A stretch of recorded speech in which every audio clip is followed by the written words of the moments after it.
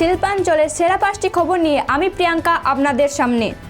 বুধবার আসানসোল জেলা কার্যালয় থেকে মোদিজির গ্যারেন্টি গাড়ির লেখা বেশ কয়েকটি ট্যাবলো বিভিন্ন বিধানসভার উদ্দেশ্যে রওনা দিল। শুভ সূচনা করেন জেলা বিজেপি সভাপতি বাপ্পা চ্যাটার্জি সহ বিজেপি কর্মীরা। খোলামুখ খনির বিস্ফোরণের কারণে সমস্যায় এলাকাবাসী, একাধিক বাড়িতে দেখা যাচ্ছে ফাটল। অবিলম্বে এলাকাবাসীদের পুনর্বাসনের ব্যবস্থা না করা হলে বড় দুর্ঘটনা ঘটে যাওয়ার আশঙ্কা। ঘটনা রানীগঞ্জের নারায়ণকুড়ি খোলামুখ খনির এলাকাবাসীরা জানান, শীঘ্রই পুনর্বাসন এবং জমির সরলীকরণ নীতি অবলম্বন করতে হবে ইসিএল কর্তৃপক্ষকে, অন্যথা বৃহত্তর আন্দোলনে নামবেন। আসানসোল লোকসভা কেন্দ্রে তৃণমূল কংগ্রেসের প্রার্থী শত্রুঘ্ন সিনহা নাম ঘোষণার পর থেকেই শুরু হয়ে যায় আসানসোল শিল্পাঞ্চল জুড়ে দেওয়াল লিখন। মঙ্গলবার সেই ছবি দেখা গেল আসানসোল দক্ষিণের হীরাপুর থানার অন্তর্গত ধর্মতলা এলাকায়।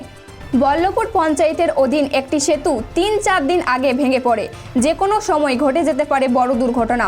সেই জন্য বল্লভপুর পঞ্চায়েতের প্রধান মীনা ধীবর ও জেলা পরিষদ থেকে কিছু আধিকারিকেরা সেই ভগ্ন সেতুটিকে পুনর্নির্মাণের ব্যবস্থা করেন। 12 লক্ষ টাকা ব্যয়ে দুর্গাপুর নগর নিগম এলাকায় 22 নম্বর ওয়ার্ডে গান্ধী মোড় এলাকায় বাস স্ট্যান্ড শেড এবং টয়লেটের উদ্বোধন করলেন দুর্গাপুর নগর নিগম প্রশাসক বোর্ডের চেয়ারম্যান অনিন্দিতা মুখোপাধ্যায়।